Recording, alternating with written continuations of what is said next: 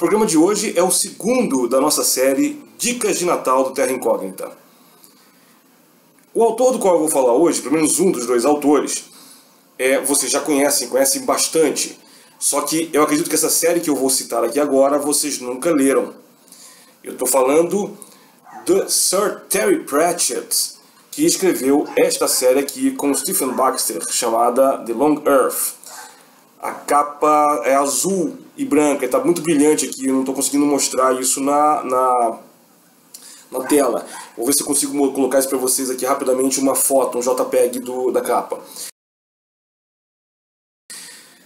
Sir Terry Pratchett, que infelizmente nos deixou precocemente aos 66 anos no ano passado, vítima de Alzheimer, depois de uma longa luta, para continuar se mantendo ativo. Até os poucos meses antes da sua morte, ele continuou trabalhando com este autor aqui, Stephen Baxter. O Baxter é um cara do qual eu vou falar mais daqui a algum tempo. O Baxter é uma espécie de herdeiro, é um dos herdeiros de Arthur C. Clarke. Ele tem uma série de obras muito interessantes e está fazendo um certo sucesso agora com algumas coisas histórias escritas em parceria com outros autores. Ele escreveu uma parceria de trilogia com Arthur C. Clarke, escreveu com Alastair Reynolds, que é um autor também do qual eu vou falar, de Space Opera, de New Space Opera, e escreveu com Sir Terry Pratchett. The Long Earth apresenta uma das premissas que eu acho mais interessantes dos últimos anos. É a história de quando de repente o mundo descobre terras paralelas. Mas não são as terras paralelas que a gente está acostumado a ver nas histórias de ficção científica convencionais. São terras realmente paralelas fisicamente ao lado das nossas. Você pode ir para um lado ou para o outro. E elas compõem o que eles vão apelidar de Terra Longa, Long Earth. O que é isso? São terras alternativas onde não existe raça humana. A maioria dessas terras é totalmente livre de humanidade. Então, não tem praticamente nada. Tem animais, né? Então, os lugares hoje aqui, a massa de terra aqui do Brasil, dos Estados Unidos, é tudo floresta, é tudo mato, é tudo desocupado. Entendeu? Sabe quando eu cheguei aqui era tudo mato? Pois no caso deles é verdade.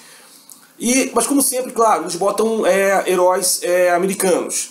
É um rapaz que sem querer descobre que ele tem a capacidade de fazer o step. Ele dá um passo e ele pula de universo. Só que ele não faz. Tem um cara que descobre uma invenção muito simples que faz esse salto.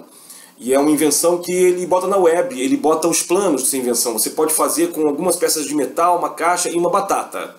Vejam bem. Bom, com batata você faz vodka. Por que não uma máquina de viajar através de dimensões paralelas, não é? Pois então tem um lado cômico, evidentemente, o Sir Terry Pratchett.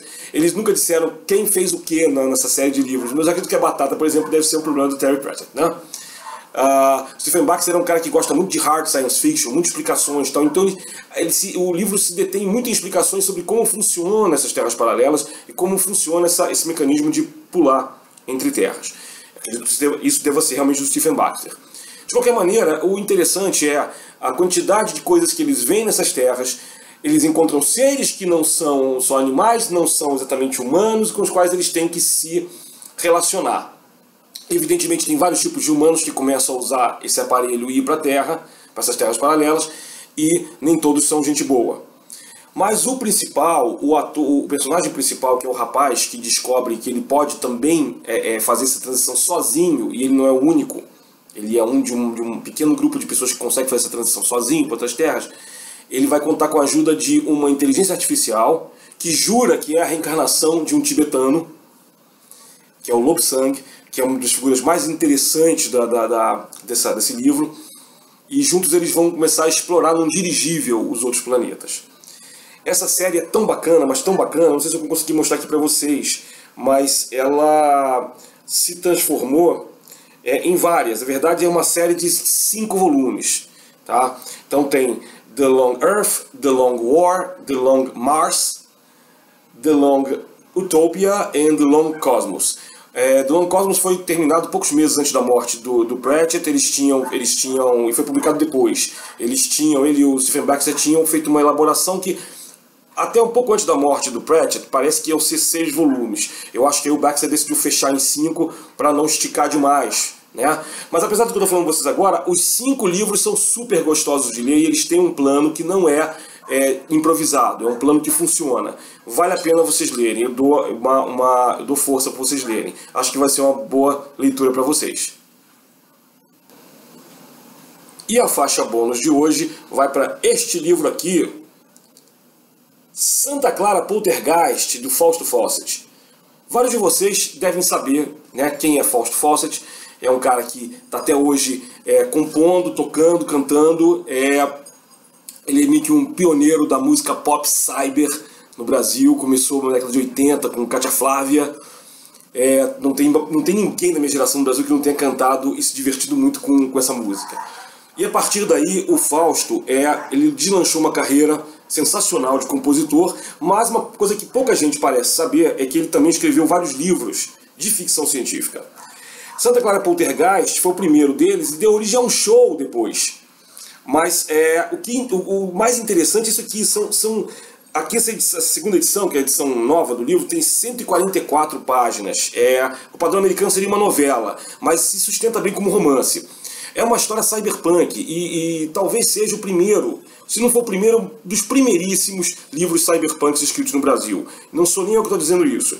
A primeira edição do livro tinha o prefácio do Hermano Viana. Quem não conhece Hermano Viana é irmão do Herbert Viana, do Paralamas de Sucesso, mas Hermano é antropólogo e trabalhou durante muitos anos com a Regina Casé em vários programas como Brasil Legal, Programa Legal. Se não me engano, o Esquenta também tem um dedo do Hermano. Hermano tem dois livros maravilhosos sobre samba e funk, que vale a pena vocês catarem para ler. Esses livros acho que hoje em dia estão esgotados, mas acho que são da editora Jorge Zahar, vale a pena dar uma pesquisada. Se eu encontrar informações eu passo para vocês aqui embaixo. Né? Mas o Hermano ele faz um prefácio onde ele coloca, dizendo que esse livro do Fausto é um livro inteiramente cyberpunk. E eu concordo. Ele é um romance cyberpunk como só um brasileiro poderia fazer. Por quê? Tem implante cibernético, tem influências eletromagnéticas, tem fuga de personagens, aquela coisa que eu falei pra vocês outro dia no Cyberpunk, né? Que os caras fogem de um lado para o outro, ninguém sabe para onde eles estão fugindo. Mas aqui tem um cara legal, que é o Matheus, o Electro Black, que é como ele descreve aqui no livro, um negão que é especialista em informática e é um dos maiores, é um dos caras mais bem sacados do Brasil nessa área. E ele vai para o Rio de Janeiro investigar um fenômeno paranormal que está acontecendo no meio de Copacabana, que é o da garota de programa Verinha Blumenau, que de repente através de um acidente aí, meio X-Men, vamos dizer assim, ela começa a ter poderes ferromagnéticos e ela começa a alterar e fazer um campo de distorção da realidade em toda Copacabana. E ele tem que. Só que isso vai dar uma reação em cadeia que vai explodir isso aqui lá no Rio de Janeiro todo. E o Matheus tem que correr atrás, tem que correr contra o tempo para tentar salvá-la. E é muito legal, porque uma das estratégias para acabar com tudo isso envolve muito sexo.